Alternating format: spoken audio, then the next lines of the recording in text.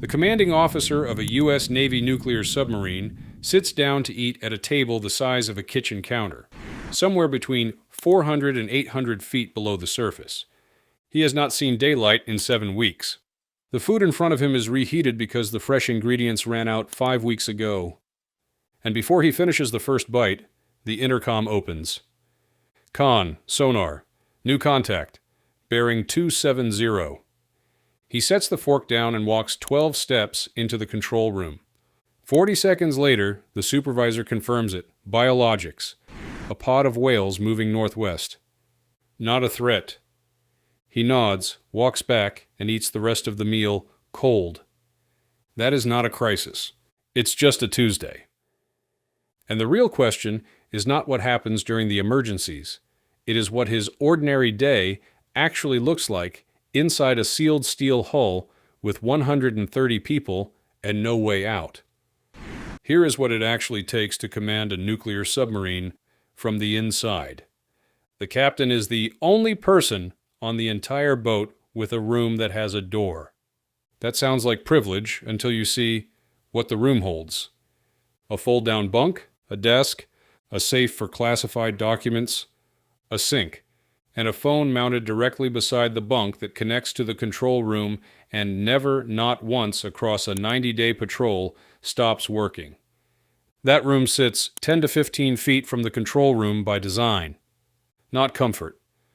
Response time. Every other sailor sleeps in a rack stacked 3 high, 30 inches wide. On a Virginia-class submarine carrying 135 people with only 94 beds, the most junior sailor's hot rack. One man climbs out to stand watch, and another climbs into the same warm bunk right after. The captain lives in a slightly larger version of the same constraint, breathing air that a machine pulls from seawater, under lights that never reflect the time of day, with no window anywhere on the boat. Everything he eats, every drop of water he uses, every hour he sleeps, the submarine controls all of it. And the first thing it controls is his food, which is the one part of this life that will genuinely surprise you. Submarine crews eat the best food in the entire United States military. That is not tradition. It is policy, and the reasoning is cold and simple. When you take away sunlight, fresh air, personal space, and contact with the outside world, a good meal becomes one of the only things left that still feels like normal life. The Navy funds submarine food at roughly 30 to 50% above the surface fleet per person, and in the early weeks of a patrol, that budget shows. Prime rib on Sundays, pizza on Saturday nights, fresh bread baked through the overnight hours. But the boat loaded 90 to 120 days of food before leaving port. There is no resupply underwater, and no storage space large enough to hold all of it properly. So the crew stacks large cans in the passageways, lays plywood over the top, and walks on them, literally eating their way down to the actual deck as the weeks pass. Fresh food runs out after 2 weeks. By week 7, the captain eats reheated meals from whatever frozen and canned stores remain. He eats in the wardroom, the officer's dining room, briefing space, and when there is no other option, the surface where the boat's only medical specialist handles emergencies. There is no physician aboard a U.S. submarine. No evacuation once the boat runs deep. Whatever happens medically gets handled at that table. The captain eats at it every day. And if the intercom opens mid-meal, the plate stays where it is. Food is not the strangest thing the submarine rations. What it does with water is something else entirely. The boat travels through billions of gallons of water and cannot use a single drop of it as it arrives. Every bit of fresh water the crew drinks, cooks with, and washes with comes from the sea through the boat's own machinery. Nuclear submarines use reactor heat to distill seawater, boiling it down, collecting the steam, and condensing it back into clean water. Some boats also force seawater through fine membranes under high pressure until the salt separates out. That water is distributed in a strict priority order. Reactor cooling systems come first. Steam plant systems follow. Drinking water comes next. Washing comes last.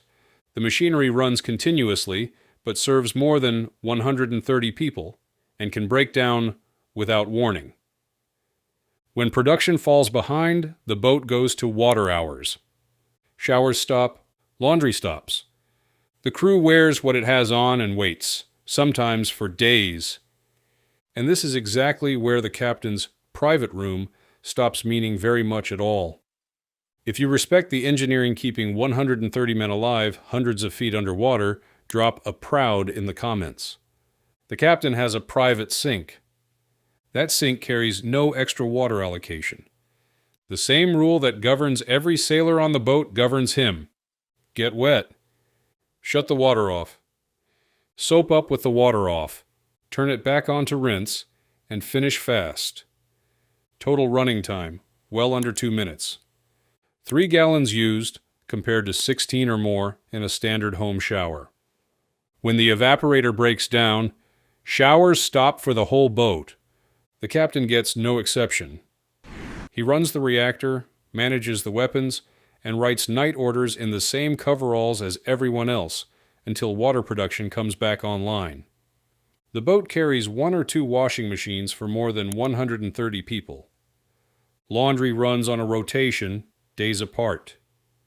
After enough weeks inside a sealed hull, the boat develops a smell every submariner describes the same way. Machine oil, cooked food, and close human quarters pressed together.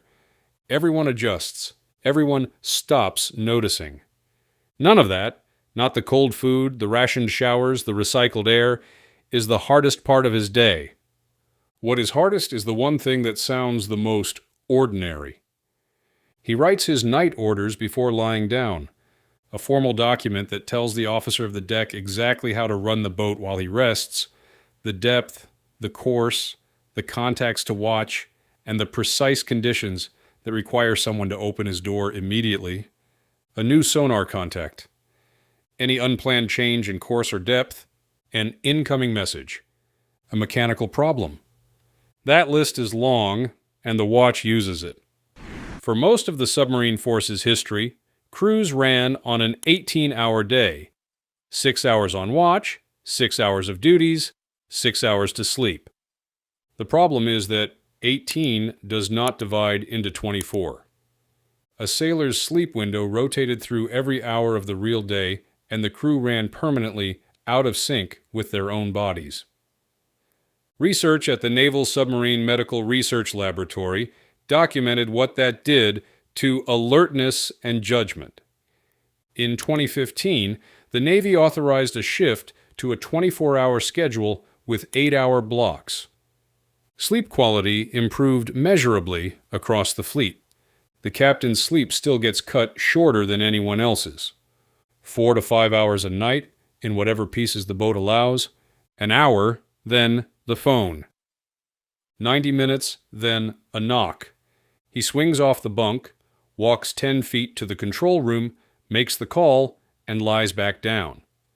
He commands the reactor, the weapons, and 130 people inside a windowless hull, hundreds of feet below the surface, with no way to contact the outside world, and no one to ask for help. He does it on broken sleep, cold meals, and 2-minute showers, in a room the size of a closet, for 90 days without surfacing once. And the phone mounted beside his bunk keeps working the whole time.